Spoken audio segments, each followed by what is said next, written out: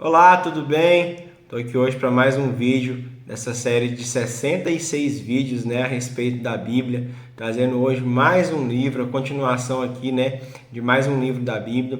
E hoje, sem muitas delongas, sem demora, hoje iremos falar sobre o livro de 2 Samuel, que é a continuidade ali do outro vídeo que a gente gravou, do último vídeo sobre 1 Samuel, Então, como eu já havia citado anteriormente, esse livro de 1 e 2 Samuel, na Bíblia original, na Bíblia hebraica, ele não tinha divisão, Então, aqui, mas o 2 Samuel aqui na nossa Bíblia tradicional que a gente conhece, ele vai prosseguir o relato, da monarquia em Israel, Ele vai contar a história do reinado de Davi e os feitos ali durante o seu tempo que ele reinou, Então ele vai narrar essa história que aconteceu entre mais ou menos ali o ano 1010 a.C.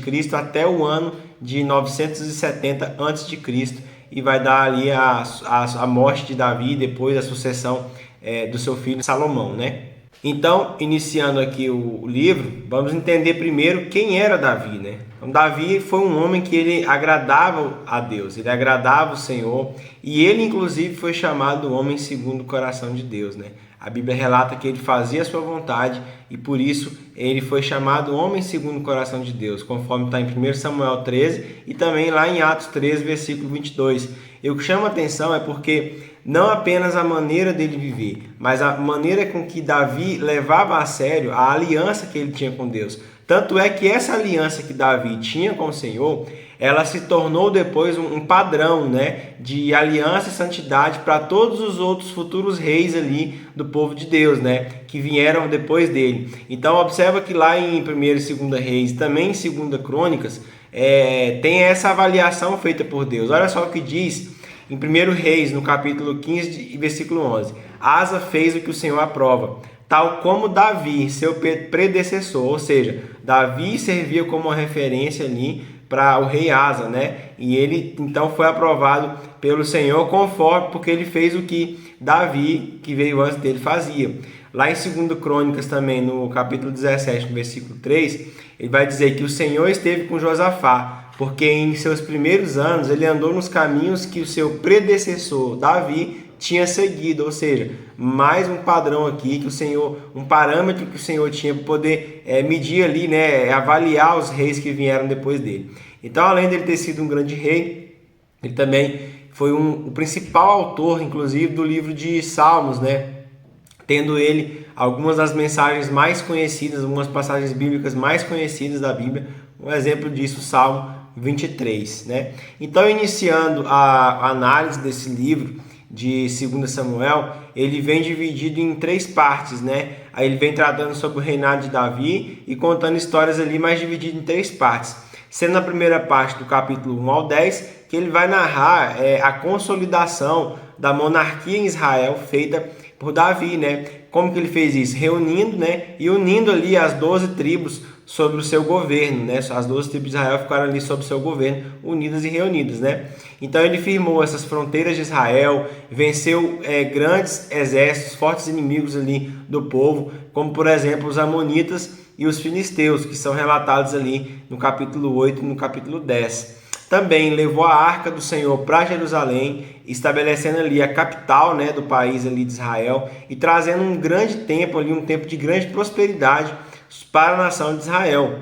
E no capítulo 7, então, Davi ele firma uma aliança com Deus, na qual o Senhor então profetiza a vinda do Messias, já aponta para Jesus. Olha o que diz em 2 Samuel 7, do 12 ao 16. Diz assim, quando a sua vida chegar ao fim e você descansar com os seus antepassados, escolherei um dos seus filhos para sucedê-lo, um fruto do seu próprio corpo, e eu estabelecerei o reino dele. E ele vai continuar aqui, no versículo 13. Será ele quem construirá um templo em honra ao meu nome, e firmarei o trono dele para sempre. Eu serei seu pai, e ele será meu filho. Quando ele cometer algum erro, eu o punirei como castigo dos homens, com açoites aplicados por homens, mas nunca retirarei dele o meu amor, como retirei de Saul, a quem tirei do seu caminho. Quanto a você, a sua dinastia e seu reino permanecerão para sempre diante de mim. O seu trono será estabelecido para sempre.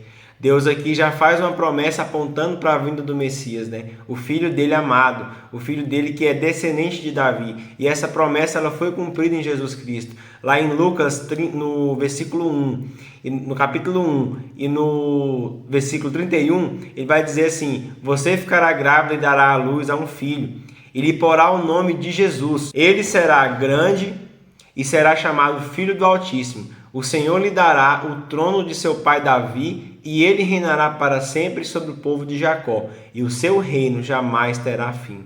Essa profecia que o Senhor deu lá atrás para Davi, quando ele firmou uma aliança, ela se concretiza com a vinda do Messias, com a vinda de Jesus. E aqui ele está sendo anunciado a Maria, né?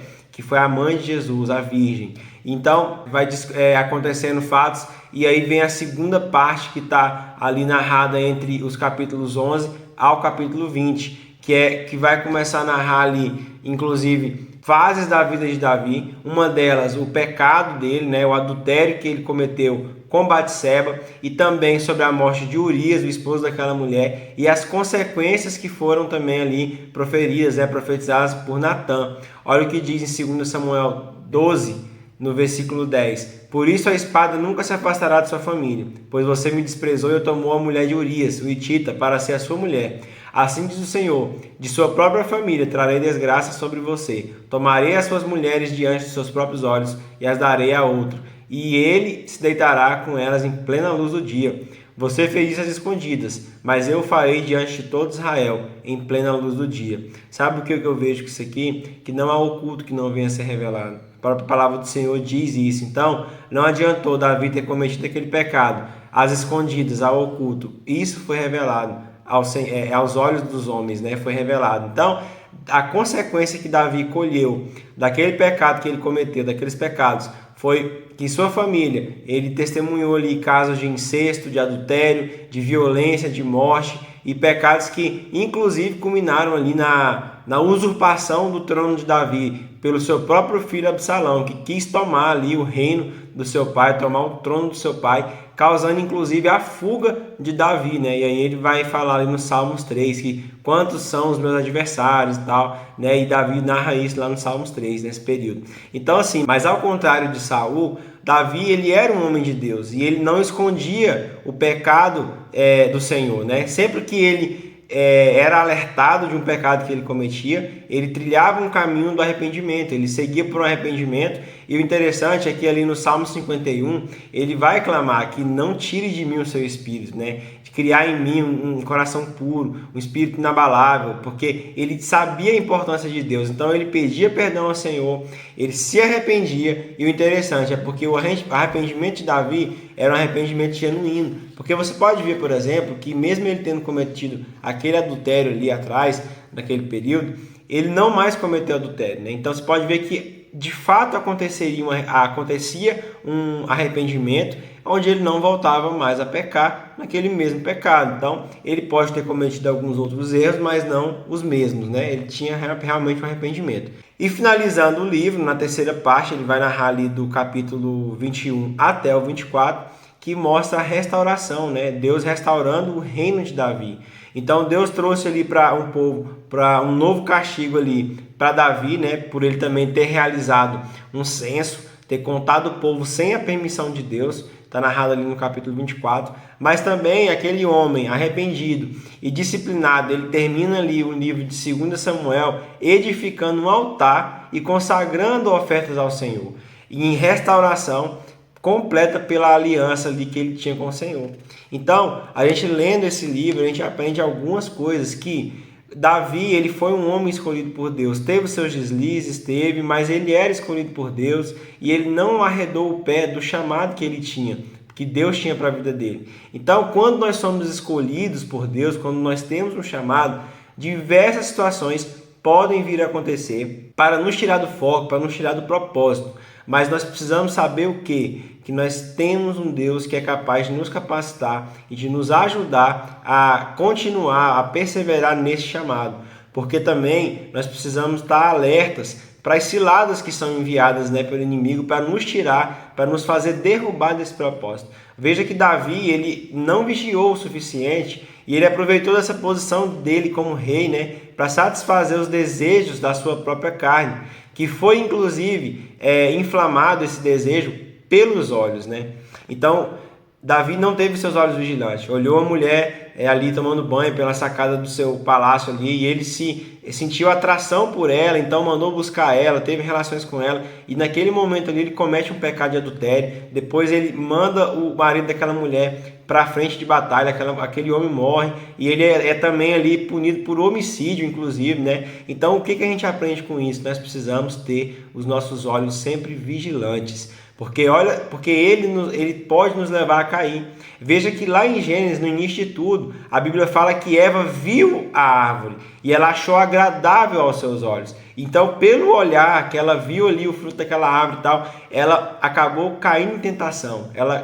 Consequentemente, ela pecou e veio ali as sérias consequências que a gente já conhece, né? Então, assim também foi com Davi. Então, tanto que é uma coisa tão séria, essa questão da vigilância dos seus olhos, que Jesus, inclusive, ele vai nos alertar a isso, lá em Mateus 6:22. Ele diz que os olhos são a candeia do corpo. Se os olhos forem bons, todo o seu corpo será cheio de luz. Mas se os seus olhos forem maus, todo o seu corpo será cheio de trevas.